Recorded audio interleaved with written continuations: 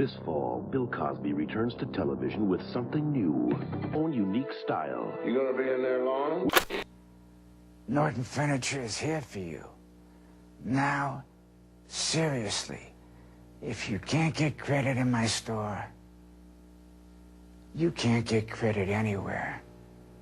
My name is Mark, and you can count on it. 540, join. Join the fun. All have some. Blow it up now, give it a whack. Turn up the fun with Balzac. Hit it. Hello. I am sorry, but I must interrupt this show. Leonard, you know what it is. Hey, Ham Solo. It's time, baby. Low. It's time how we do. Hey. They said, we said we in. They said, we said we on. They said, we said strong. They said, we said go. We say that you heard right. We say that you heard right. We say that you heard right. We say that you heard right. They said, we said we in. They said, we said on. They said, we said strong. They said, we said go. We say that you heard right. We say that you heard right. We say that you heard right. We say that you heard right. Man, I swear that it's imminent. I've been going so hard on my penmanship. About to go in and buy me a whip. And I pull that shit fresh off the dealership. I can leave you on red like an Xbox. Got me laughing at you like you Red Fox. Got you chasing Hot Wheels like a Matchbox. EA running the game and it don't stop. Super cold like I'm playing for Blitz. Cut you all in my sights like Red Dead Redemption. Never gonna slip on my pimpin'. Better get out my way, bitch, I'm on a mission. Really ain't no competition. I'm steady grilling opposition. I'm get up and ready to win. They can play it how they play, but fuck what you say. I'm getting this money today. Last of us like a dying breed. Down the ride like a noble steed. Fatality moves, I make it bleed. That's on any game, that's on any screen. Shut up and give me your money. They said we so lit. Even if I take an L, we coming back just to show that we don't quit. They said we said we in. They said we said we on. They said we said strong. They said we said go. We say that you heard right. We say that you heard right. We say that you heard right. We say that you heard right. They said we said we in. They said we said on. They said we said strong. They said we said go. We say that you heard right. We say that you heard right. We say that you heard right. We say that you heard right.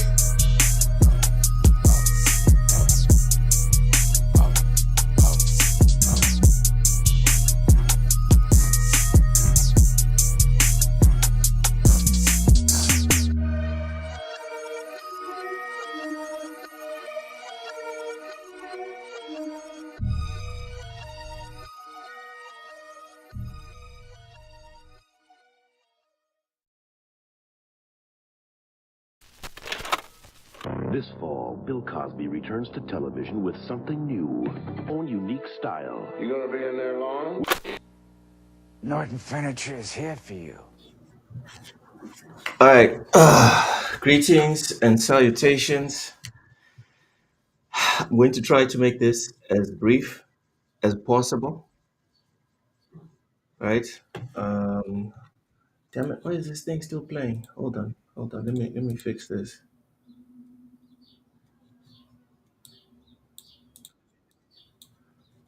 All right. Let's make this brief.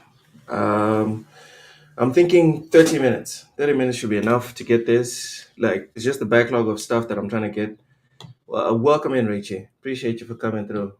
I didn't even announce that we're doing this shit. God damn, bro. All right. I see you. All right, let's get into it. Carl Classic Cage, friend of the channel, posted something that I wanted to quickly go through. What is this? Yeah, she said, well-known YouTube copyright striker JTech TV proceeds to cry and cope about PlayStation putting their games on other platforms after discussing how he's skipping Ghost of Yote. He's starting to practice the ways of the PC. Sounds like some Jedi mind trick stuff. But let's watch the video. Let's see what he says. At a certain point, True Woody, when we pick up these games, is like, do you want to continue to have good gameplay and woke storytelling, or do you want to have good storytelling and good gameplay? Oh my god. Okay. I mean, it wasn't too long ago where we had good storytelling and good gameplay.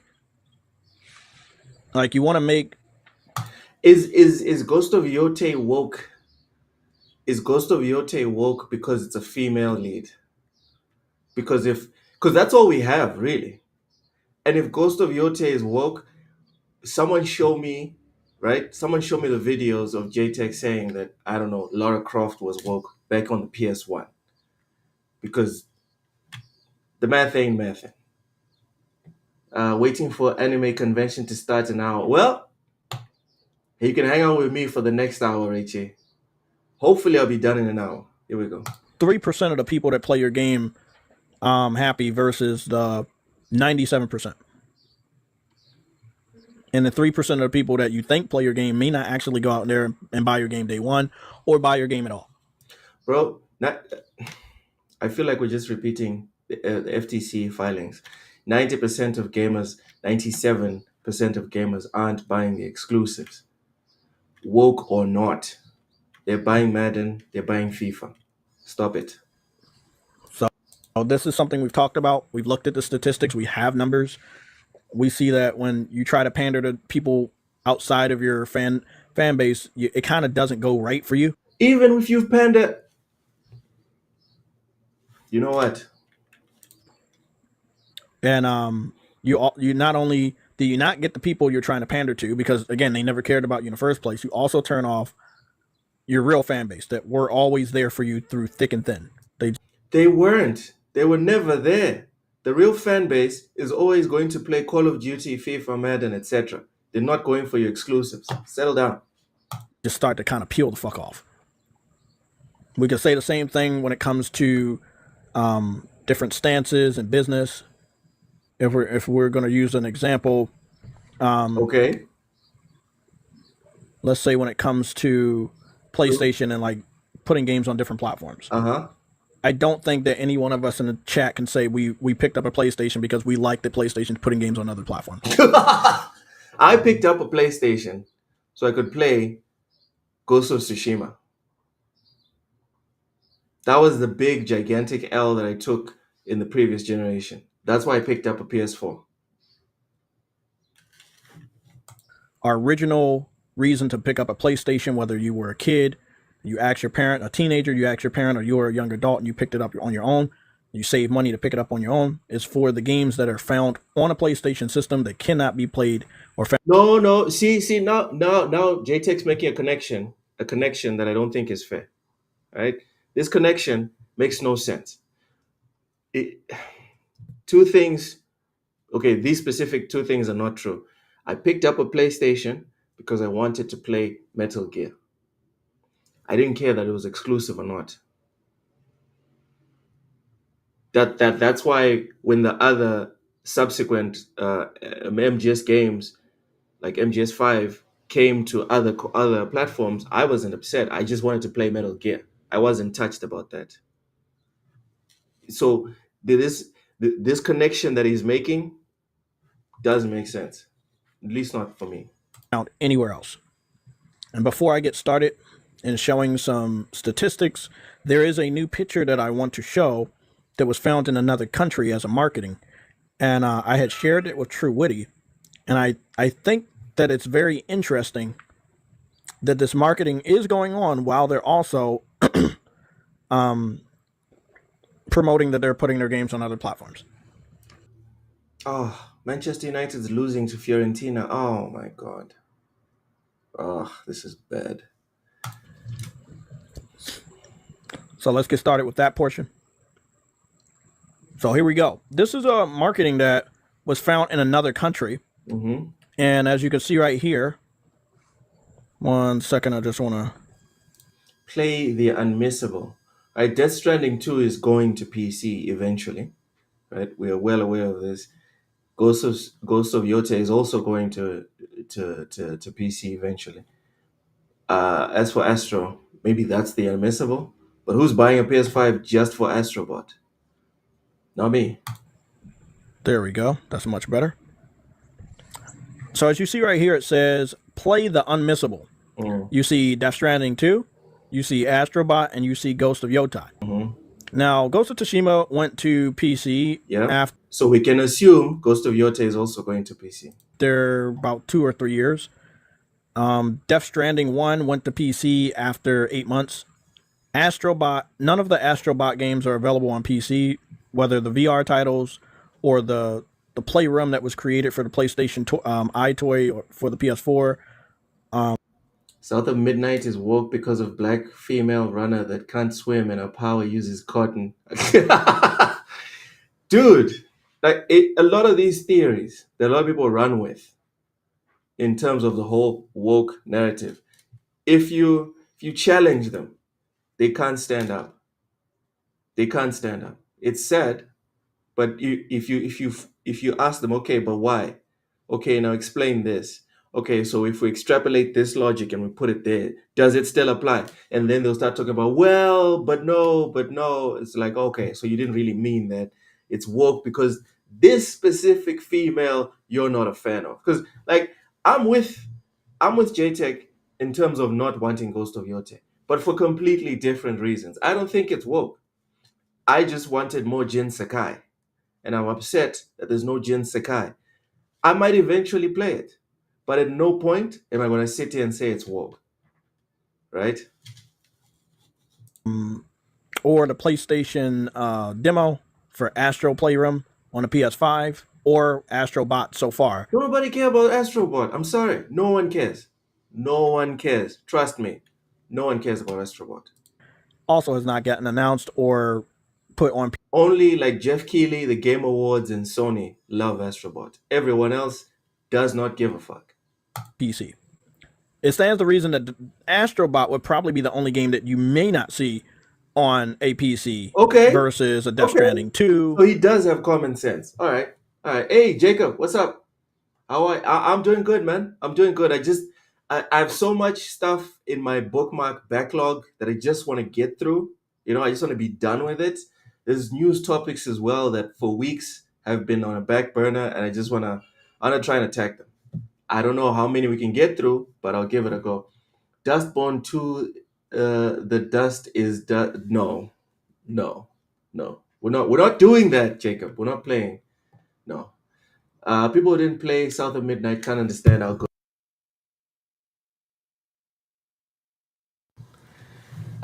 Yeah, agreed, Rachie. She's a very good character. I enjoyed South of Midnight. It's a very good game. Good game. And a Ghost of Yosai, because the previous installments of those games have went to PC. See, people that sit there and say that JTech is disingenuous or whatever, here you go. He's following common sense. Death Stranding is going to PC. Ghost of Yota is going to PC, most probably. Right? Now, PC fans, after 20 games of getting, after 5 years of getting 20 different PlayStation games, they know the pattern. They know that these games. JTech, by that logic, you're also a PC gamer because you also notice the pattern. You also notice the pattern, brother. They're coming over and they don't really feel like they're missing out on anything. They feel like they can weather the storm of spoilers. It's not a storm. It's beta testing, brother. That's all it is. It's beta testing. And have access to the game at a later time. Now, if they buy the game, pirate the game, or pick it up on a deep disc. Settle down. This narrative of piracy, guys, come on. Until when? JTech, come on, dude. You're my guy, but come on. Come on, stop it. You're embarrassing yourself. PC and piracy is a myth that has been debunked. Like, so many times, it's not even funny anymore. Come on, bro. Yes! Man United 1-1 versus Fiorentina. Let's go. Jacob, Cal Classic Cage posted it, and I was like, you know what? I might as well look at it. It's really up to them, and it's really up to Sony if they find that acceptable for their revenue source. But they're in the right that they don't have to get a PlayStation to play these games. They can just wait. Yes. Some will come over, and maybe a very few may not. But enough for them to say, no one's coming over. JTech, no one's coming over. No one's leaving the PC to come and play with us on PlayStation. No one's doing it. It is what it is. Rachie says PC gamers tried Spider-Man, God of War 2018, Horizon. Everyone bought it and found it wasn't special. This is why nobody bought the sequel. God damn. If people pirate games, why does SteamDB only include actual numbers then? It's, again, Jacob, the whole piracy thing, it's been debunked so many times. Like, there's so many angles that PC is just piracy has been debunked and destroyed, it's not even fun to discuss anymore. It's like, is the earth round? And then anyone that says it's not round, you're like, I probably shouldn't even be wasting time talking to this person. Like, should I even be breathing the same oxygen? You know? If I want to play it, I have access to it, but I don't need a PlayStation. Now, when it comes to Grand Theft Auto 6, yeah, you're gonna need a PlayStation. If you're a Nintendo or an Xbox fan and you want to play Battlefield 6, you're gonna need an Xbox or a PlayStation. Or Rachie says, when you pirate a game, you're not going to enjoy the same way if you bought it. I don't know. For me, the big thing that keeps me, the two main things that make me think piracy is not worth it for me personally is one, viruses, and two, I'm an achievement whore. I just am. But with all this stuff that's happening with MasterCard and whatever, I'm starting to lean more and more towards, you know what, maybe screw these achievements, because I'm from the generation when you had internet freedom, man. The kids will probably get indoctrinated into it and they'll never know a time when they could just be free on the internet.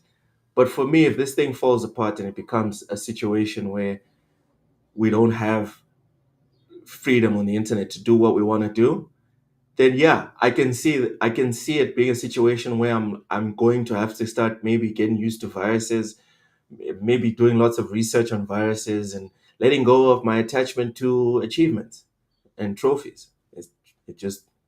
That just might happen. Pirated games have big disadvantages: cloud saves, community, and updates. Yes, Rachie, very big disadvantages.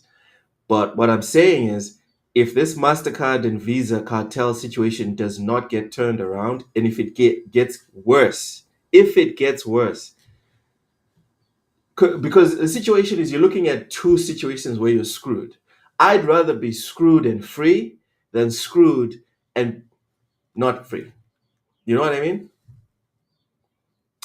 Jacob is asking, did you see that the PS3 store has been out cold for 2 days now? It's just a glitch, but Sony shuttered the Little Big Planet 1, 2, 3 servers after it got hacked. So will Sony shut down the PS3 store? And like, this is another thing that made me sit down and be like, you know what? This is probably why I should just transition from consoles to PC, because I don't have to worry about this stuff on PC. I don't have to worry about stores shutting down and losing access to certain games and having to buy re-released games and all this other stuff. I just have to upgrade my hardware and I'll play Metal Gear again in 2040, no problem. Or a PC, right? Nobody's trying to make the game exclusive to big boy consoles. It's just the game is too demanding and the Switch can't accommodate it. When it comes to Grand Theft Auto 6, Rockstar does not want their game to be pirated, so they're not putting it on PC day and date because they understand. Oh my God! Stop it! Understand who the PC fans are. I'm skipping. You either own a PlayStation or you own an Xbox, and that's how you will play it. And you know what? If I only had a PC, I would not spend $800, $700 to get a PlayStation or an Xbox just so I could play GTA. Knowing that it's coming to PC in a year, in 3 years, I'm not doing it. They can always pay Denuvo for 6 months. It's fine, bro.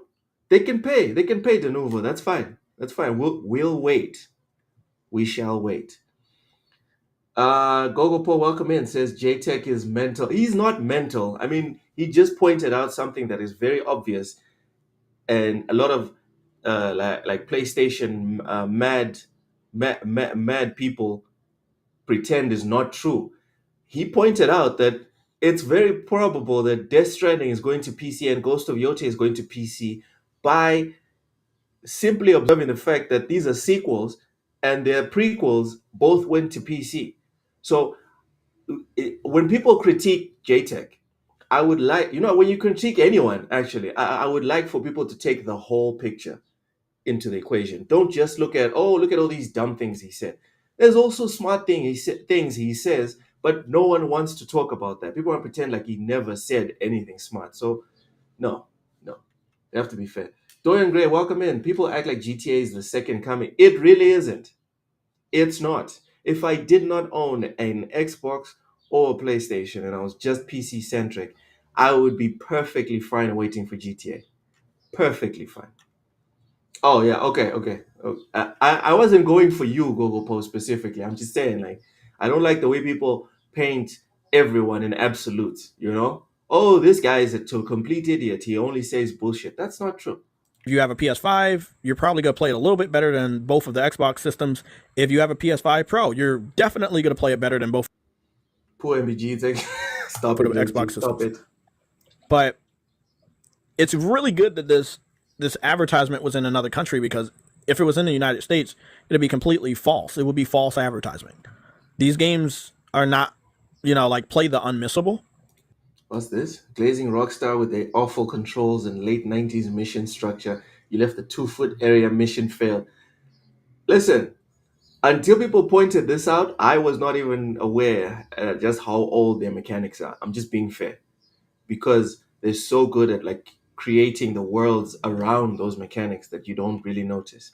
But it is a fair point. Their mechanics are like, since San Andreas, can you really say the mechanics in the game have improved? What is this done? Are they fucking serious? You're putting your games on other platforms, and you're still attempting to claim that you can't miss these games. When a fan base that you're pandering to goes out of their way to miss the game so they can go on the internet and say that I still have access to the game, even though they're not buying it. See, here's another example of JTech being based. He's saying PlayStation align with this ad. But you won't see anyone parrot or share this out. Right? They'll wait for him to say something that's wrong, and then that's going to get shared out. But again, this is the predicament that PlayStation and Sony have put themselves in. Gamers like myself, or PlayStation fans like myself, or you can call me PlayStation historians like myself. We've really tried our hardest to settle down, JTech. Settle down, historian. This early in JTech, Loke, you are a masochist. See, Wolf, welcome. Smash the like button. Everyone in the chat, smash the like button. Do it. Do it. Or otherwise, JTech is going to invade your Twitter stream. Stop PlayStation from doing something like this. That would hurt their brand eventually, right? You're not always going to see the cracks day one of them doing something. It's something that you see over time. So I'm hoping that PlayStation kind of steps a little bit farther back. They've gotten a good. There's no stepping back. Richie says, historian, they don't know half the exclusive games on the PlayStation. Let me tell you something.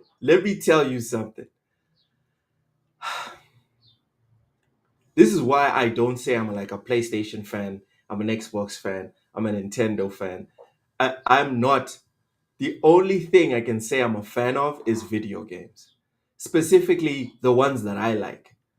Everything else, I am ignorant to, and shall never pretend that I am like super analytical and knowledgeable about. All right, I know nothing about Pikmin, Patapon, and a whole bunch of other games. Right, but Pikmin. If you're a Nintendo guy and you say that you're a Nintendo guy, you better know you some Pikmin. You better know about Pokemon. Otherwise, someone can call you out and suddenly you're a fraud.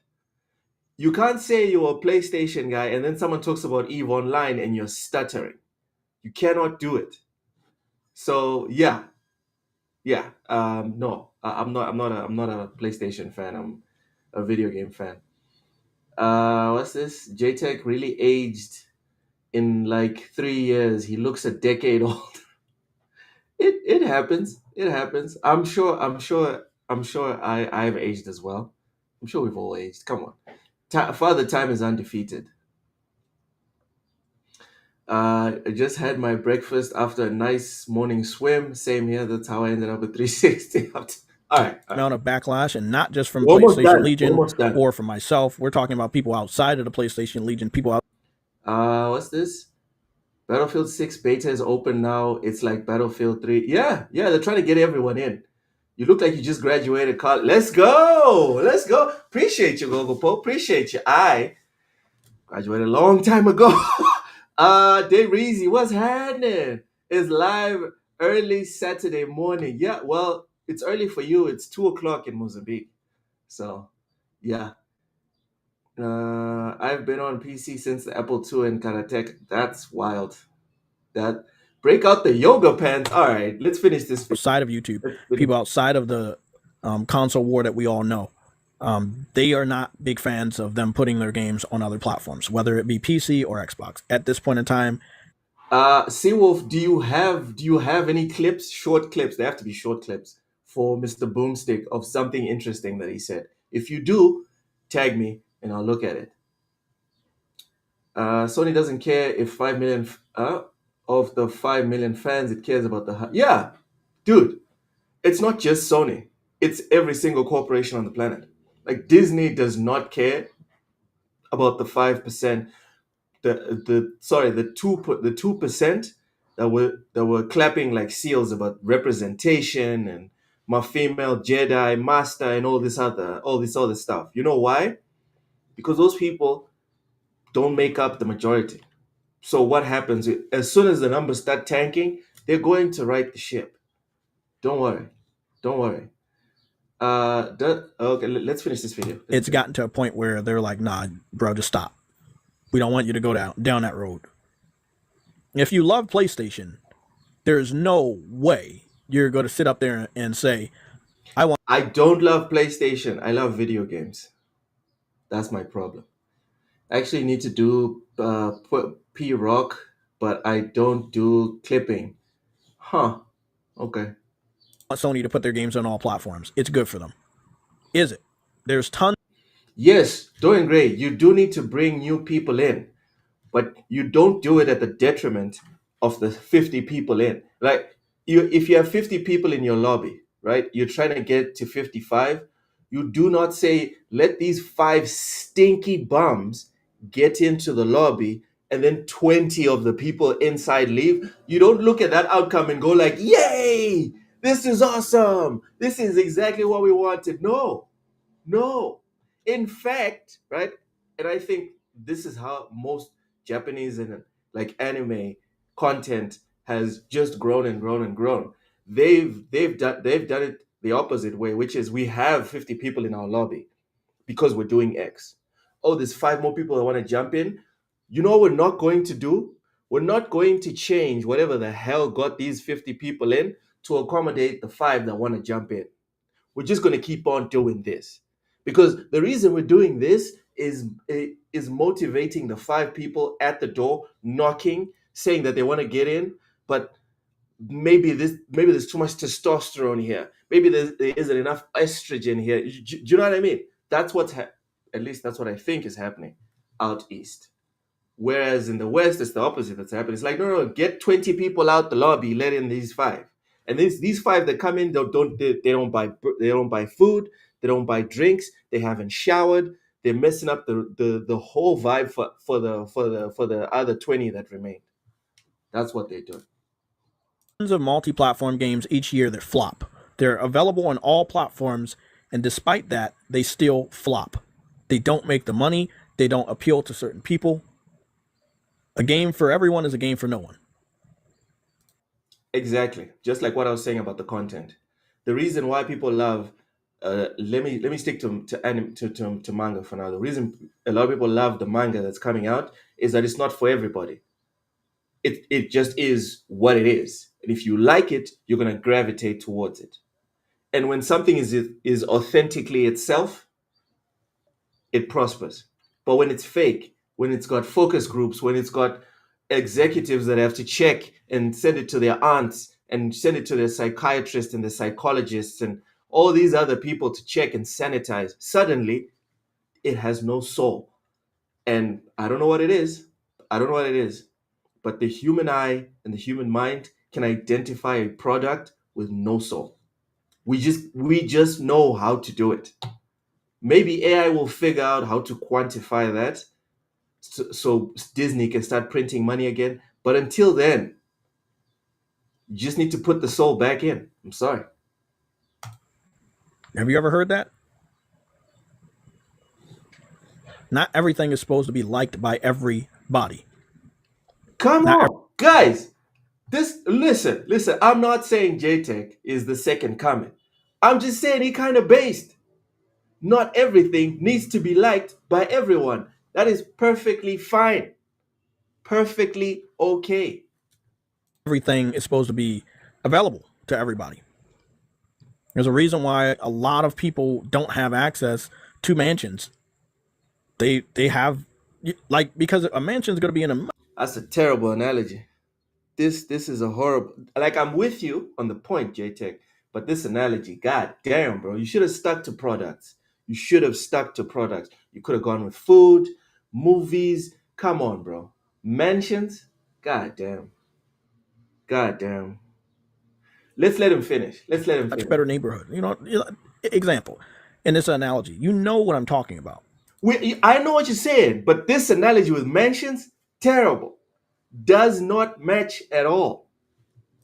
Certain things are not always available to everyone. McDonald's is not going to share their recipe with Burger King. There you go. Okay. Now it's a recipe for a reason. They want customers to spend money at their establishment. Mm-hmm. They're not going to give away their food for free either. How do they make money? All right. Yeah, so Cult Classic Cage was right on this one. JTech is sounding more based by the minute. At a certain point. By the minute, he's sounding more based. Shout out to Cult Classic Cage. If you don't follow her, please go and follow her. She's an awesome content creator. Derry says, Gaytech will give you brain rot. Look, I encourage you to turn him off and stop listening to him. Settle down. All right, let's go to some news. Since we're done with that specific bookmark, Metal Gear Solid 3 Delta's online multiplayer mode Fox Hunt gets a release window. So the remake of MGS3 is released at the end of this month. Konami has announced a release window for Fox Hunt, the upcoming multiplayer mode for Metal Gear Solid Delta Snake Eater.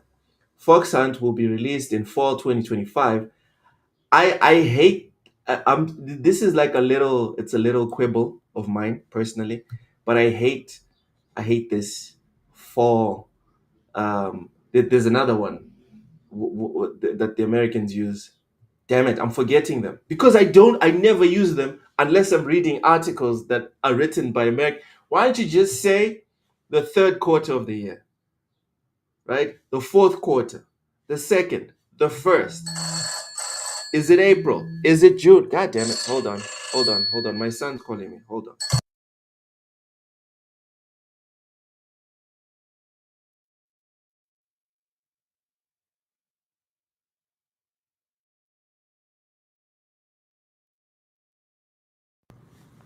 All right, so I don't think it was urgent because as soon as I told him I was live, he hung up. All right, hold on. Let me get the Man United game back rolling. All right, anyway. Always play single player first. Yeah.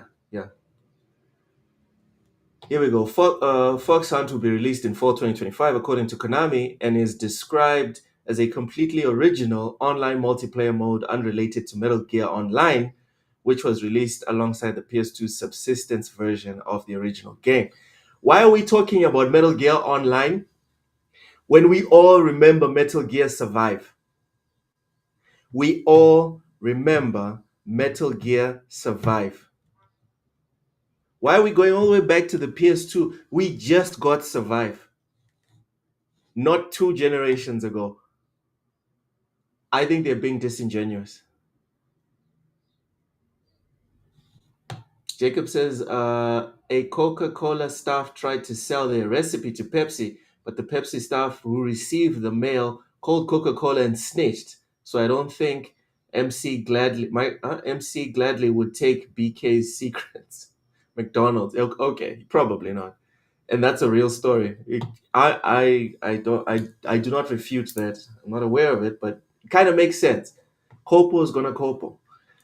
The mode is being developed by Yu Sahara, a veteran series designer who has worked on MGS4, dub, Peace Walker, dub, Ground Zeroes, dub, and Phantom Pain. All right, that's a solid foundation. It's a very solid foundation. Quote, "We really appreciate all the longtime fans of Metal Gear Online who have always wanted to see it make a comeback, but the landscape of multiplayer games has changed a lot since Metal Gear Online," Sahara said at the time of the mode's announcement. So there's a little trailer here. We're going to watch it because it's Metal Gear. It just is what it is. Yes, Seawolf, it's a nice CV.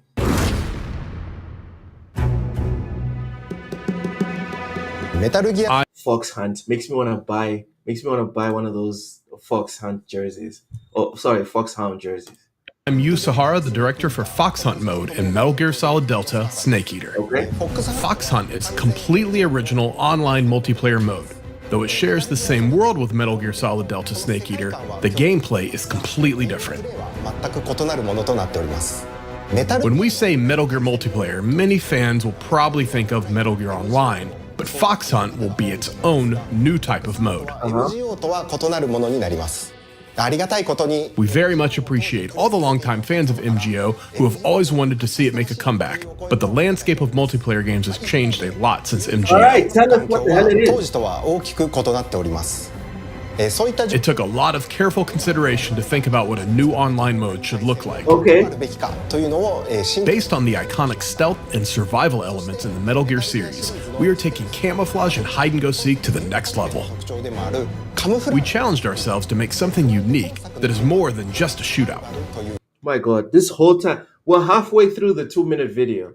We still don't know what the hell it is.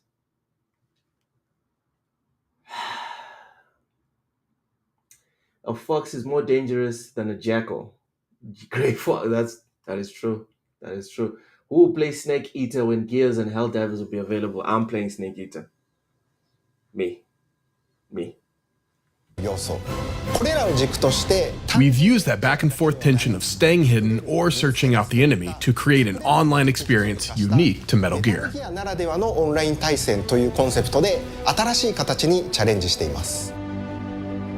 Those are all the details we can share with you for now, but we're working hard on getting Fox Hunt to you all. You have nothing. All we know is that it's hide and seek. That's all we know. Okay.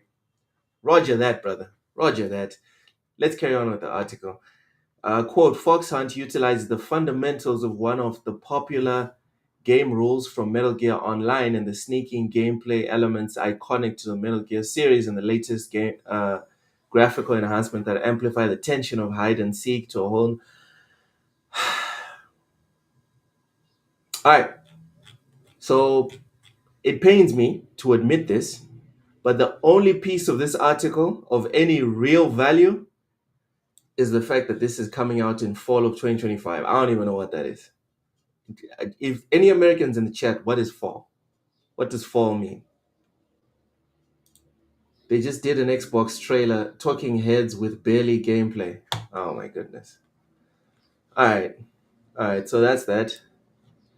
Let's move on to another article that I wanted to discuss briefly. Ex-PlayStation exec says Nier Automata revived the Japanese games industry, convinced it to stop chasing overseas trends. I'm telling you guys, there's nothing a fat ass cannot fix. 2B done saved Japanese gaming. Read the headline. I didn't say it. This is an ex-PlayStation exec. I didn't say it. I just translated it. All right. Jacob says fall equals autumn equals around Halloween. God damn it. You see, this is what I'm talking about. This is what I'm talking about, Jacob.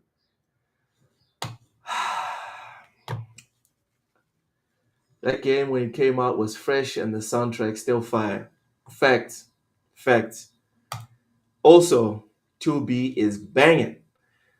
Let's get into the article. Nier Automata brought a lot of attention to the series and its creator, but it may have also had some greater ramifications for the industry.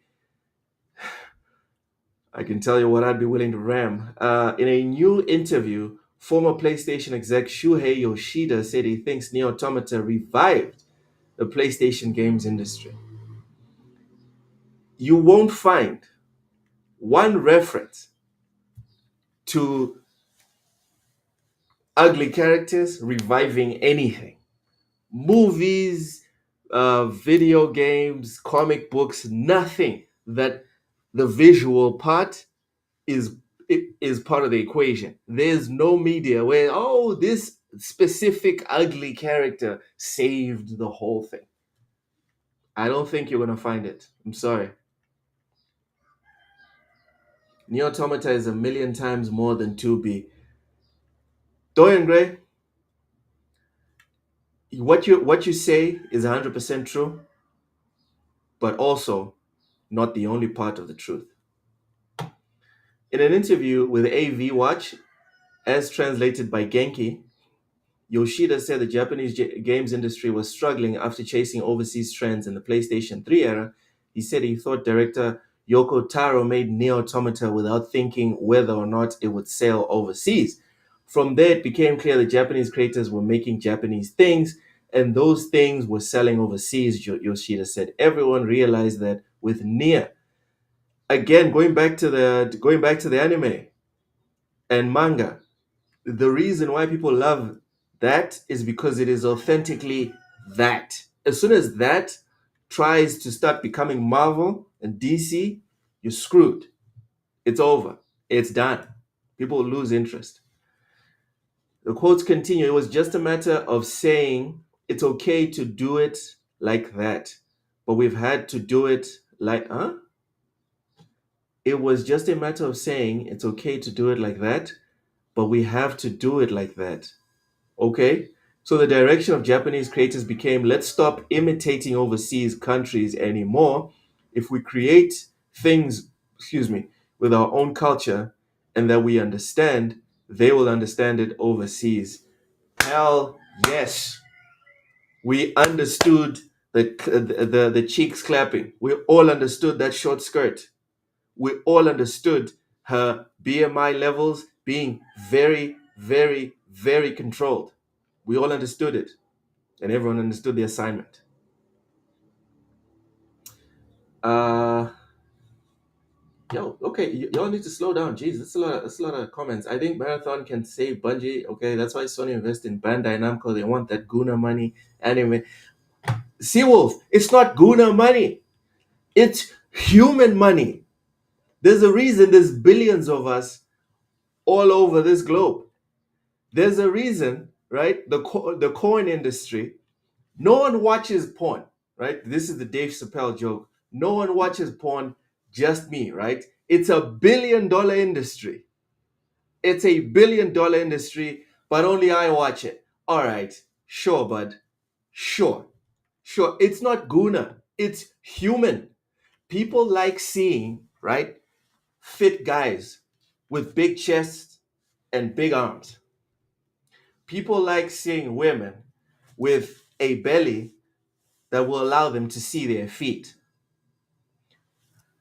Human beings like that. It doesn't matter if they're African, European, Asian, American. People just like it. See what? Human gooning? Come on. Seawolf, when she was walking, you're telling me they don't clap? Of course they clap when she's walking or running. New genre created. Oh, stop it. All right, let's finish this article. I think the Japanese games industry was revived after Nier, so much so that I would say it was before Nier and after Nier, Yoshida said. To put it simply, I think Nier Automata was the title that made people realize, let's make something Japanese. Is this a trailer of Nier? We're going to look at Nier right now. We're going to look at 2B. Is this 2B? You see, people like this. I'm sorry, guys. People like this. Metal Gear, back in 1998. Go and look at what Solid Snake looks like. Look at Liquid Snake. Look at what's his name? Look at Vulcan Raven. Look at Psycho Mantis. Look at Meryl. Look at Ursula. Everyone has BMI at the optimum level. Tis not a coincidence,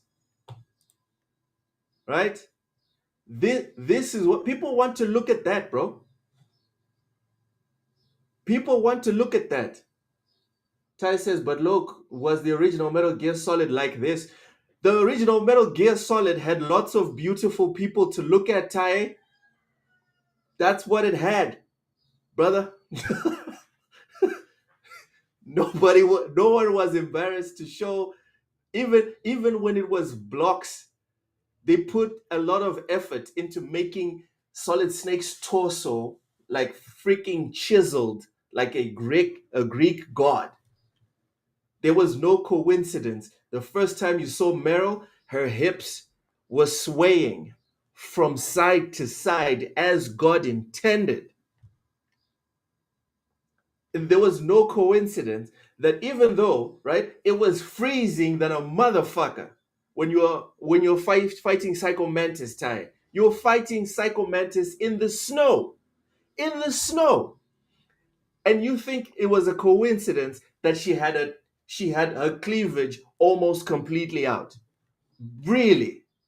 Really? Come on. Metal Gear is a lot more than what the characters look like. Well, I'm not going to sit here and pretend that the looks of those characters did not affect the people that bought and played those games. Exactly, Seawolf. Snake literally even said, "You have a great butt."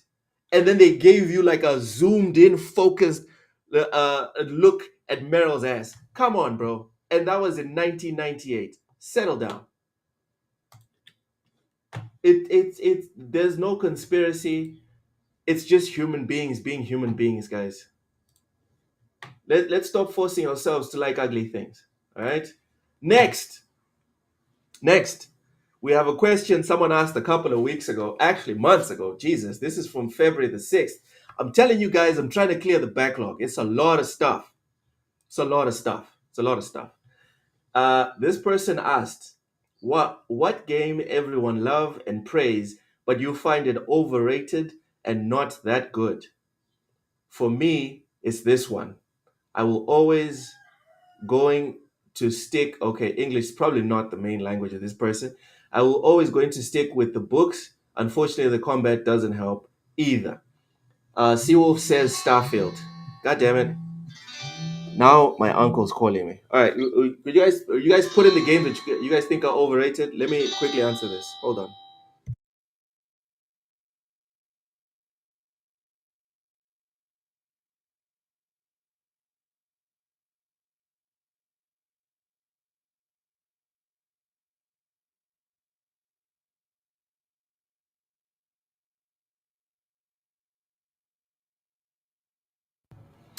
All right. Starfield for Seawolf. For me, it's the exact game that's on the screen right now. I've never understood the hype for Witcher. Richie says God of War 2018. Fair. I think the biggest hype for God of War 2018 was like the thing that drew a lot of people in was the, what's it called? It was change of angles. It was the whole, what? They're going to make God of War third person. How is this going to work? I think that's what drew a lot of people, myself included, right? That's what drew a lot of people in. And then we played it and we're like, it's just a good game. All right, whatever, you know? Dorian Gray says there'll be no Witcher slander. Dorian Gray, what game did you see a lot of people praising? You tried it and you were like, okay, this was overrated. This was supposed to be the second coming. No one's coming. Pause. So yeah, Rachie, I understand it. Seawolf, I also understand you saying Starfield. I get it. And I say this as someone that absolutely worships at the altar of Starfield. I've played Starfield for at least 300 hours. Like, I have weeks in Starfield. It's wild.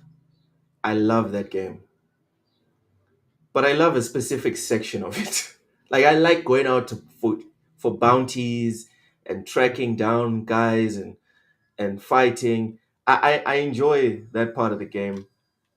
I didn't really enjoy a lot of the storytelling. It was a bit lacking in a couple of sections for me, at least. But yeah, I can see why Starfield would be overrated for you. Seawolf's now asking me, how far did you get on Witcher? Seawolf, I have a story for you.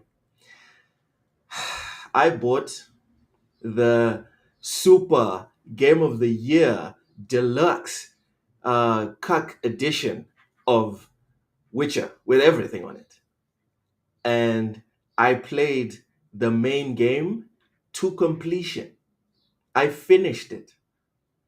I played a whole bunch of side quests because people kept telling me it gets good. It gets really good. So I was like, you know what? At some point, it'll get good.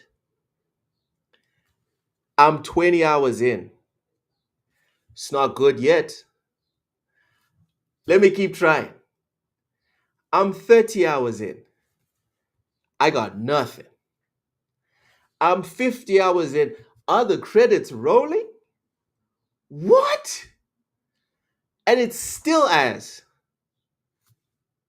That was my experience with Witcher. So don't ask me how far I got. I finished it, bro. I beat the damn thing. And no, it's overrated. It's not as good as everyone kept telling me it was. I'm sorry. Jacob saying, look, I think it's just that it's just good that people like sexy women and men in games, but if those people keep yelling to every dev on earth to do that, they haven't seen a single human in their lives. My guy, I'm not turning on my PlayStation or my Xbox to see a regular ass run-of-the-mill human being. Like, the reason people love Goku is not because he looks like the guy that sells you bread at the corner. The reason I am addicted to reading One Punch Man is not because he looks like one of my teachers from high school. You want regular? Open the window and look out.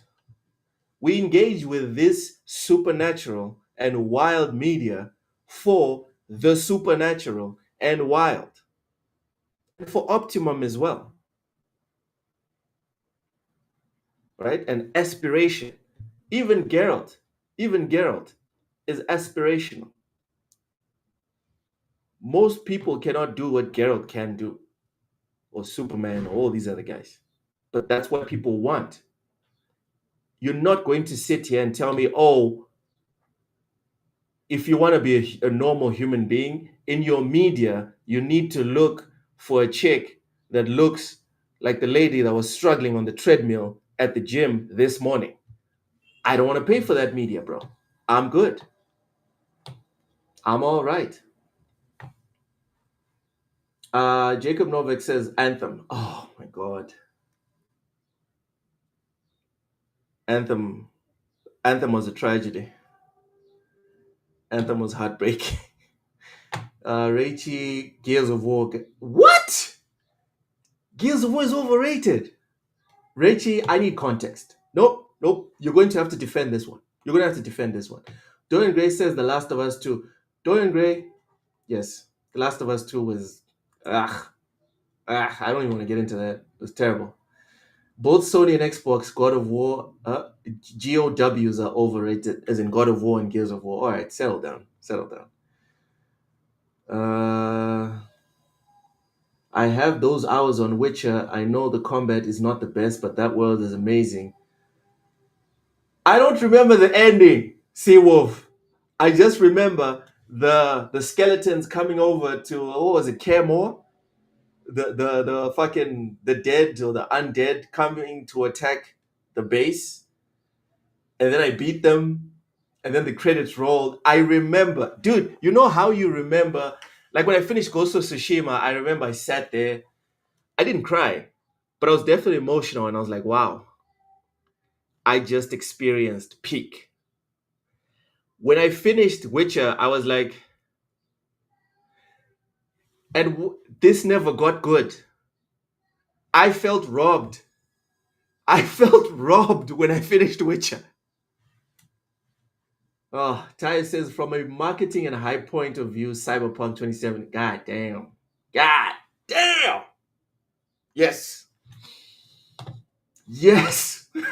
Man. Like, I want to fight you, Ty. I want to fight you. But you know what?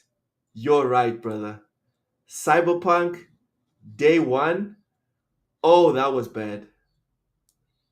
That was really bad. Cyberpunk was really bad. God damn, it was bad. Ooh. That's a good shout. It's a good shout. It's probably about the most disappointing game upon release. The next is Starfield. Yeah. Cyberpunk was generational levels of terrible. Just amazingly bad, bro. Amazingly bad.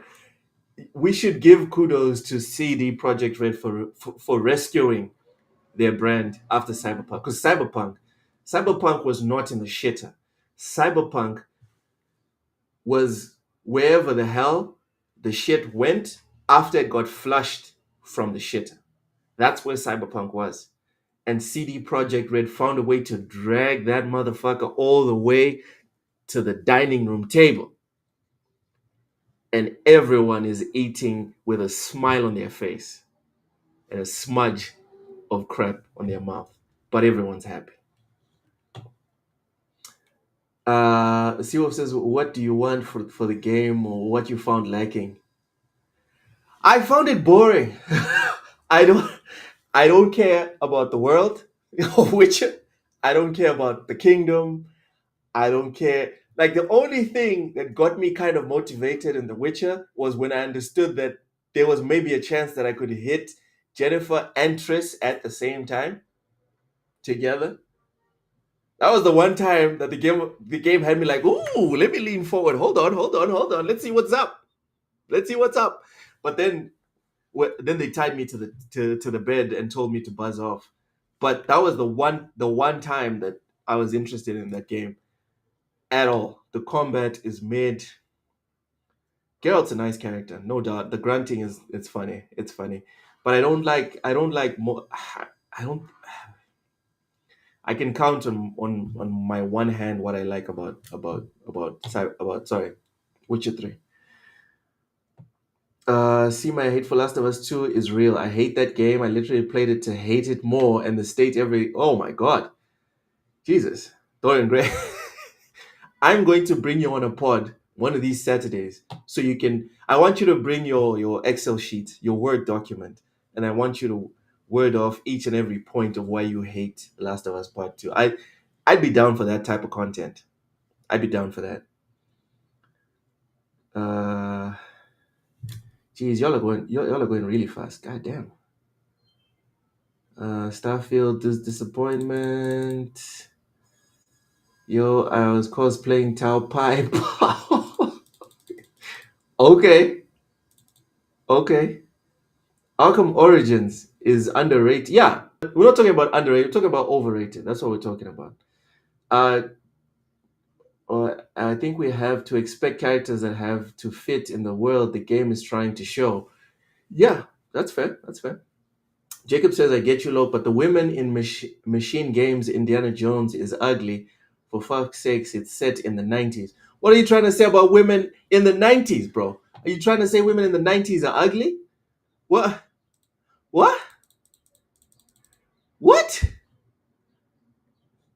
I will give you a chance to fix that statement. I don't know what that was, bro. Set in the 90s? How is that reason for ugly? Yeah, Baywatch was in the 90s. And also, shout out to Pamela Anderson. for keeping it natural as she ages. There's no need to reach for lost youth, y'all. It's fine. Time comes for everyone. Moving on. 85% of US veterans who played video games on active duty say it helped to escape the stress of military life. Before we get into the article, I haven't read it yet. But before we get into the article, the thing that I found most curious about this is I was like, if military life is stressful, why would you want to play a game about military life? Would you not want to not, you know, engage in the stressful stuff? But we'll see what the article gets into. Maybe they'll give us more context, and then we'll move on. Jacob says, I tried to say that a guy tweeted that Indiana Jones is ugly, not like every from Stellar Blade who is beautiful. Oh, yeah, but Stellar Blade also has that undertone where they're trying to tell a story of robots, right? I mean, if you're going to make a robot or a whole bunch of robots, which I'm not going to spoil the whole story. Point is, yeah, it makes sense for that world specifically, and I understand your point. Jacob says, I said FFS, it's two different ages. Yes, 1,000,000%, brother. 1,000,000%, two different ages. But with one little caveat that I would sprinkle there is that there's beautiful women in every single age. Dorian Gray says maybe they're playing Stardew Valley. That's what I'm saying. Like, if military life is stressing you out, I'm thinking you're playing like Madden or FIFA, you know, something that's not military games. But let's find out. The survey, which was conducted by the Entertainment Software Association with a sample size of 1,000, just 1,000. All right, so right off the bat, very small, tiny, minute sample size, right? Ron Slash says, Dustborn helped me escape the stress of work. All right. Which, of course, it didn't because, anyways. Video game players and 508 non-veterans found the majority of them said games had a positive impact on their mental and emotional well-being. All right, so here it's saying games, not military games. So let's continue reading. According to the survey, 86% of veterans believe that video games provide a healthy outlet to help deal with stress and anxiety. Again, we're talking about just video games here. Again, 81% also agreed that playing video games helped them to cope with difficult times in their lives, while 77% believe games have had a positive impact on their life post-military service. Till this point, okay, so the only part that says that implies it's military games is the picture, because even here on the headlines it just says video games. All right, so that's fair. The veterans were also asked about their time playing games while on active duty, with 85% saying it helped them to temporarily escape the stress of military life, and 85% saying it helped them to relax and unwind after completing their military duties.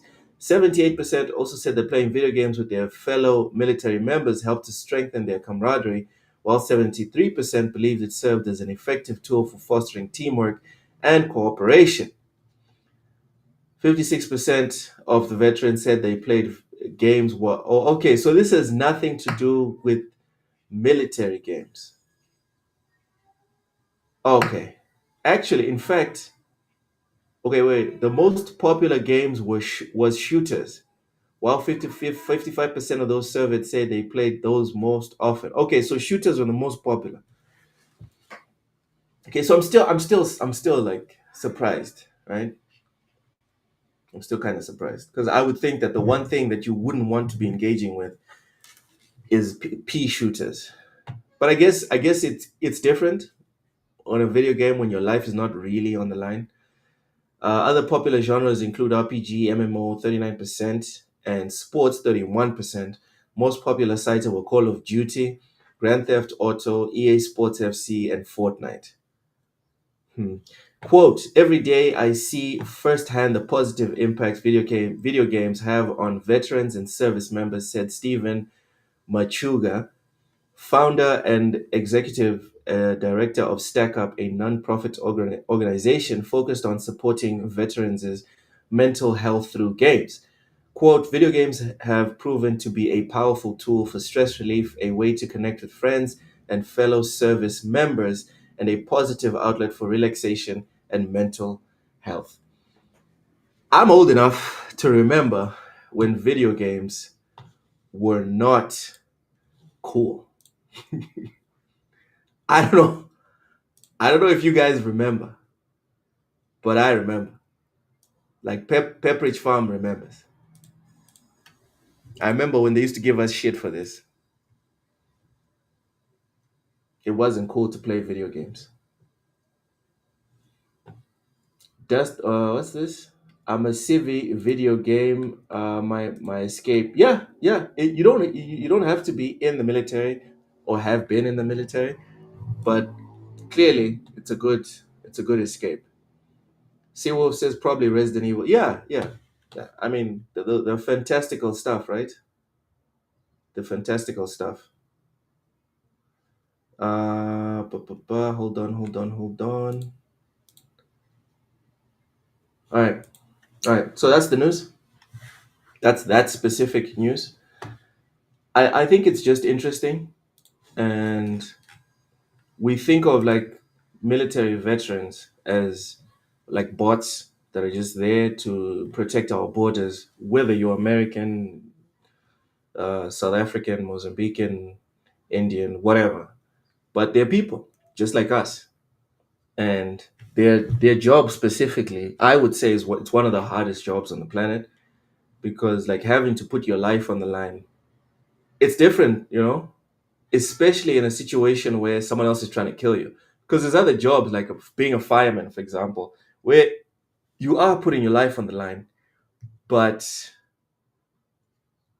there isn't another human being on the other side, actively trying to take your life away. And that's their job. So it's good news to know that there are coping mechanisms for the people that make civilized society a possibility. I don't know. I hope I'm not repeating myself. But yeah, I think it's a good piece of news. It's a good. All right, let's move on to the next one. Here we go. Hold on, page is still loading. Here we go. Former Blizzard president and Xbox exec says Xbox needs to stick to the. No, we already did this one on a previous show. God damn it. This one's the one that I wanted to look at. This is the one that I looked at. Sony sues Tencent, claiming its Light of Mortaram game is a Slavish clone of its Horizon series. Dorian Gray says, I play city builders to relax. What happens, Dorian Gray? I'm curious, what happens when stuff starts going badly? Because I've played SimCity and it can be stressful. SimCity can be stressful. Sometimes an asteroid, sometimes there's protests, sometimes there's like an oil or like a leak from one of the factories, and then people start dying and getting infections. It can get kind of stressful. But I can understand. For me, my recent relaxation game, and this is going to out me as a weirdo, because I do think you do have to be a weird person to play this game. But I've recently been enjoying this specific game. Hold on, let me share this. There you go. Crime Scene Cleaner.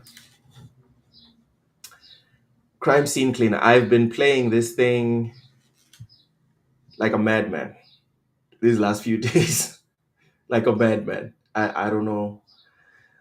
I kind of started it as a meme, if I'm being honest. I started it as a meme, but now I can't stop playing it. It's really good. It's really good. It's really good. Ron Slasher plays Concord to help him sleep. Okay, sure, man. Whatever works for you. Whatever works for you. Anyway, going back to the news.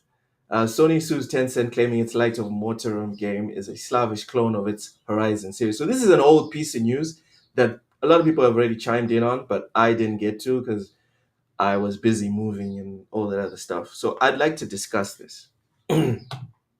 First off, I think this is ridiculous. I'm not on the side of Sony, right? If I have to be on Sony's side to keep my PlayStation card, I guess you can take my PlayStation Pony card, because this is dumb.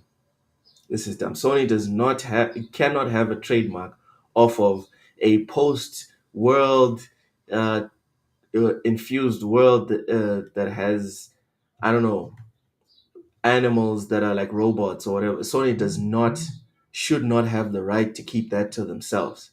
Because if we follow this logic, whoever made the first military shooter now has the right to sue everyone that's ever made a game where you had AK-47, you're in the jungle, and the opposition on the other side are like the Nazis or whatever.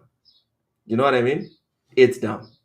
The premise of this, I'm not even talking about this specific lawsuit. I'm thinking about the philosophy behind the lawsuit. We'll read it, but my understanding of it is dumb. This should not be happening. Sony has filed a lawsuit against Tencent, claiming its upcoming game, Light of Mortarum, is a slavish clone of its Horizon series. As initially reported, all right, let's just go to the quotes. Upon information and belief, sometime in 2023, and unbeknownst to Sony, Tencent started developing a video game called Light of Mortarum, which, just like Horizon, features a young, red-headed female protagonist and tribal groups fighting for survival among large robotic animals in a post-apocalyptic world. I don't want to live in a world where stuff like this can get copywritten. I don't want to do that. So if someone wakes up tomorrow and says, you know what, I'm tired of waiting for Splinter Cell, let's make a game with a grizzled white guy who is into like stealth and has all these abilities. Are we saying Ubisoft can now copyright this guy, this company? It's the whole Pokemon versus what's it called? God damn it! Pokemon versus the other game. I'm forgetting it. Chat. What's that game called? Damn it! The game that Nintendo's suing. Pokemon with guns. I'm forgetting the name. Fuck. Point is, everyone knows the game. For some reason, it's escaped. Power World, exactly. Thank you, Gogopo. It's the whole Power World thing all over again. Tomorrow, someone wakes up and says they want to make an espionage game, an action espionage game, with a character that has a grisly voice and a bandana. Suddenly, Konami can sue them. Oh no, it's a Metal Gear clone. For me, that's madness.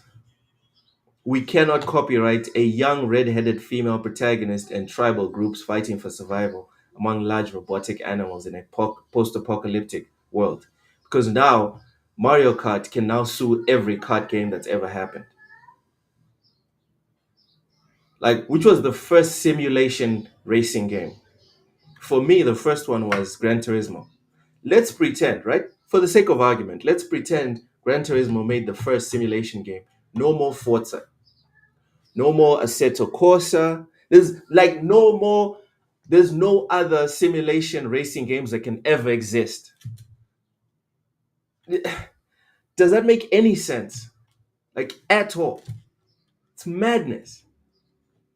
In March, continuing the quote, in March 2024, at a gaming conference in San Francisco, California, Tencent executives approached Sony with a pitch to develop its own Horizon game in collaboration with Sony Interactive Entertainment. Sony rejected the idea and considered the matter closed. Apparently, Tencent was undeterred by SIE's refusal to license its Horizon intellectual property. Tencent continued secretly developing Light of Morterum, eventually announcing a forthcoming game. Tencent's promotional material bore a strong similarity to SIE's own Horizon promotional material. Again, bro, you got tired of Gears of War with Gears of War 4 and 5 infusing, just pumping the fuck out of Gears of War with estrogen, right? You got tired of that. You decided to make your own Gears of War clone. It's not Gears of War, but you have soldiers in a military fighting monsters that came out of the ground, and it's a cover shooter. Suddenly, you're getting sued? Come on, bro. Come on. Settle down. We've been through this. Even what's it called? For those that are old enough to remember PlayerUnknown's Battlegrounds sued Fortnite. They sued Fortnite because of the Battle Royale mode, saying that they started it. Guess what, motherfucker? They didn't win. Because you cannot copyright everything. You can't do it. Otherwise, no one can do anything. Gogo says, I watched the Mortrium trailer. Looks kind of cool. Horizon kind of ripped off Avatar look as well. Yes, there you go. There you go. Even Horizon is not 100% original. I'm watching gameplay of Materium. It does look a lot like Horizon, though. I agree, though. It's pointless to sue it. It makes no sense, because if this goes through, now only one developer, only one publisher can make one type of game. My guy, that's not going to be a good time. Now, you can't have Battlefield and Call of Duty. You can only have one of the two. Whichever one of those two can figure out who came first, that publisher, that developer can now sue the other one into oblivion, and that one now needs to stop existing, if this is the logic that we're going to use moving forward. The suit claims that the game's Steam store page, trailer, promotional screenshots, and gameplay footage all misappropriated protectable elements of SIE's copyrights on the Horizon franchise to a significant degree. I want to see what that is. I want to see what elements those are. Does Sony now have copyright over futuristic tribes? Bro, can you imagine? Can you imagine? Now CD Projekt Red, no more games set in a cyberpunk universe. Think about that, guys. Think about it. It's the death. It is the death of creativity, the death of iteration, really. Dorian Gray says, one day some guys made a mod in World of Warcraft. That mod became Defense of the Agents. Valve bought it, and some of the guys spun that mod off into League of Legends, and now I have a job. Ladies and gentlemen, Exhibit A.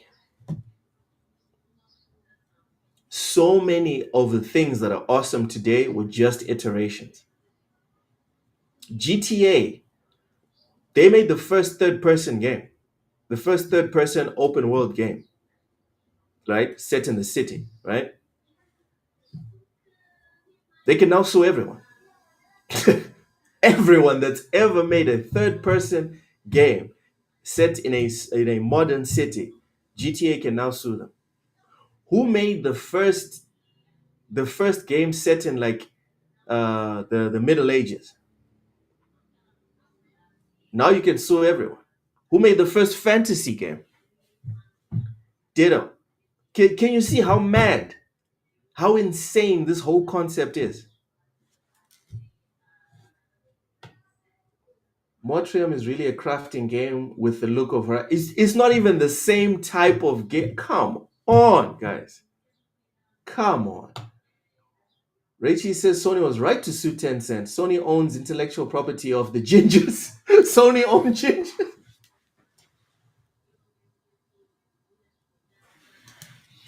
I didn't laugh. That was not funny. We'll carry on, stating that it's far from along in recognizing the striking similarities.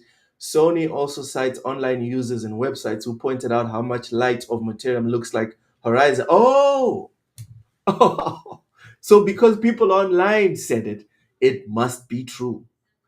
Right. Like Sony, man, amazing argumentation skills. Amazing. I wonder how much they're paying these lawyers.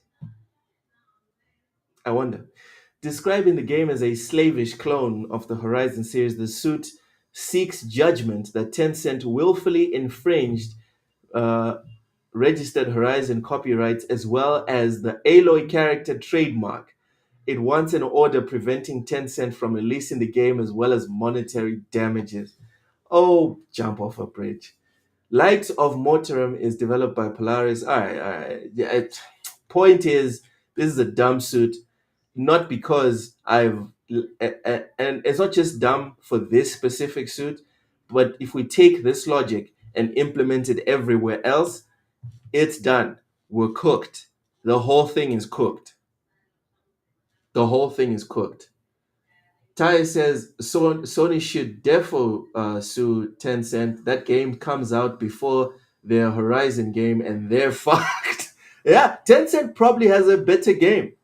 It probably has a better game on their hands. I'd be mad too. Dorian Gray says we asked Nib and Puerto Rock to comment. Oh my god. Rachie, leave the gingers alone. The online part, what's this? Ty says the online part for sure makes sense. You're trying to convince the judge that confusion is occurring, which is their argument. But I don't see how, because people are confused, that's not a problem.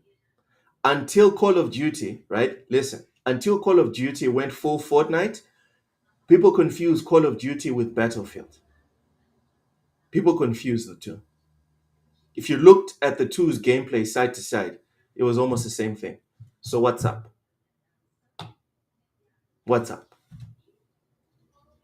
You know, like the logic, it needs to make sense, bro. Gogopo says, I had a coworker that loved Horizon. It was one of the main reasons he bought a PlayStation. Gogo, I am shocked. I'm shocked because till today, I feel like Horizon is an industry plant. I can't believe Man United and Fiorentina is still 1-1. That's ridiculous. I can't believe people are buying Horizon, playing it and finishing it. That's wild, bro. That's shocking to me. I feel like Sony buys those games themselves and they hide the shit. Yes, Dorian Gray. To put a full stop to this topic, everything is derivative. Like the old saying goes, there is nothing new under the sun. Look at any new thing, actually analyze it to the roots, to the core, and you'll find, oh, okay. They actually took something that was already done and then they spruced it up. Expedition 33 is a good example. I'm not trying to shit on Expedition 33. I'm just using it as an example. Look, are you saying gingers should be available to everyone to use? Rachie, I need you to stop. I need you to stop right now. Don't get me canceled. Gogo Post says I need to finish Horizon so I can play Forbidden West. You know what happens with great games, Gogo Po? Usually, you don't have to remind yourself to finish them. Usually, you don't have to remind yourself to finish them. I'm not saying it's a 100% rule, but I would say it's like a 90% rule. There's the 10%, you know? Starfield, for example. So big, it'll take you years to play. Ty says industry plant with 35 million sales. Lol, let me guess. Fortnite is an industry plant too because you don't play it. No, no, no. Fortnite actually has people playing it. You can go on Twitch right now. There's tons of people playing it, tons of people watching it. Nothing for Horizon. So, as far as sales are concerned, they can buy their games and store them in a secret, super secret warehouse. This is my conspiracy theory. They buy the games, they put them in a super secret warehouse, and then the game sold. How can you prove? How can you prove it? How can you prove that they didn't do it? You know. And again, I admit it's a conspiracy theory. I'm not sitting here saying, "Oh, these are 100% facts." It's just a coincidence. It's just a conspiracy theory. Moving on, a story about the dumb getting dumber. Following Suicide Squad's flop, Warner Brothers is hiring for another live service game. I don't know, man. When I saw this news, I think I watched a Legendary Drops video where he was like, "Oh, I despair," you know? Personally, I don't despair. I'm with it. Warner Bros, do it. Keep doing it. Do another one. After this one fails, the one that you're doing, hiring for, do another one, and another one, and another one, and another one. And everyone that wants to continue to deliver us, instead of good gameplay, products that can take money out of our pockets. I want everyone that has that vision, every developer whose final thought is how can we extract money from these people, not how can we entertain this. I want all these developers to make these live service games. I'm here dancing with pom-poms, baby. Let's go. WWB, let's go. WWB, let's go. Live service every day. Live service every year. I don't stop, guys. Keep doing it. Keep doing it. Keep throwing bad money after bad money. Don't stop. Don't let nobody stop you. Please, please keep doing this. That's all I wanted to say really about this. I'm not mad at all. I'm happy that the people that are out here doing rubbish keep on punching themselves in their own face. And I'm actually a bit upset that people like Legendary Drops are out here dropping the tea and telling them to get their act together. No. Let the bad actors keep getting bad results. Let it happen again. Let's go. Suicide Squad Part 2. Let's go. Moving on. We have some news here about Silent Hill. Oh, sorry, hold on. Richie says, I don't know if it's good news. It's good news. It's awesome news, bro. The losers keep on losing. It's awesome news. It's not like live service, it's bad live service. Listen, the WB thing, it's awesome news because the losers are still losing. So everyone relax. It's not like From Software decided, oh, we're going down live service for the foreseeable future. That's not what's happening. What's happening is the LA Clippers are still signing the worst players. Right? So it's good. It's fine. Moving on. Silent Hill F. We didn't want to recreate Silent Hill 2 over and over again. Silent Hill F focuses on action to appeal to new players.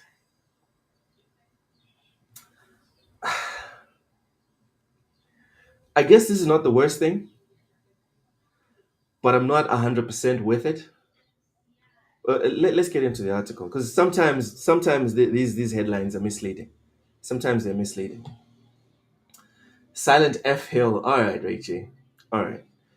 In an interview with GameSpark, as translated by Automaton, Silent Hill series producer Motoi Okamoto Like I don't care anymore. Like when I say Japanese games, I just say sorry, Japanese names, I just say it and keep it pushing, bro. I just it is what it is. And Silent Hill F director Ai Yang were were asked why the game has more action than previous entries in the series. Yang explained that the shift to action was a deliberate attempt to avoid repeating the typical Silent Hill formula and try something different instead. So this would go into my Halo needs to do something different for the next few games box. I've now formulated a thought around this. I think this is a good idea. We've had lots of Silent Hill games, and most of them, for the most part, follow the exact same template.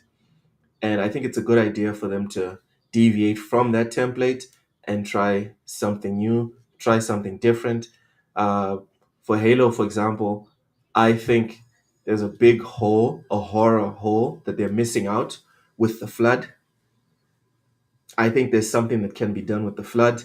Just take Master Chief, put him to the side, give us like one of those soldiers, and give us a good solid 10 to 15 hour campaign.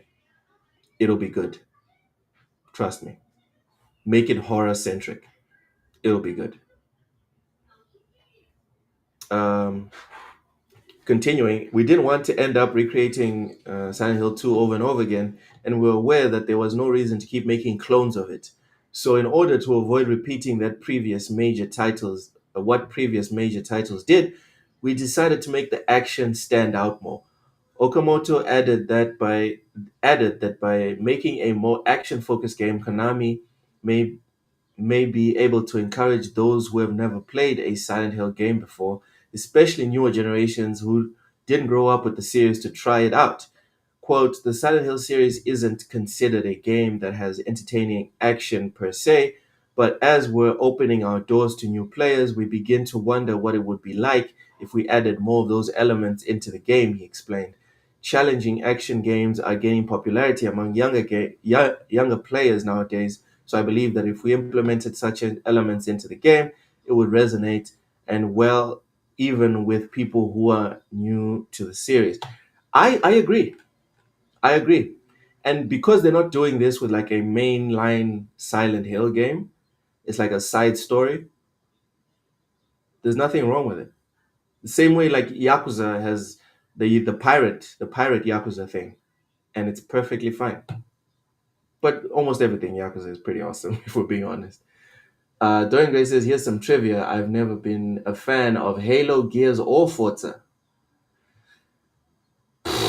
Now that's rare. That is rare. Usually, you'll find a fan of one of the three. It's very rare to find someone that doesn't like none of the three. That's okay. Good for you, man. Good for you. So that's Silent Hill F.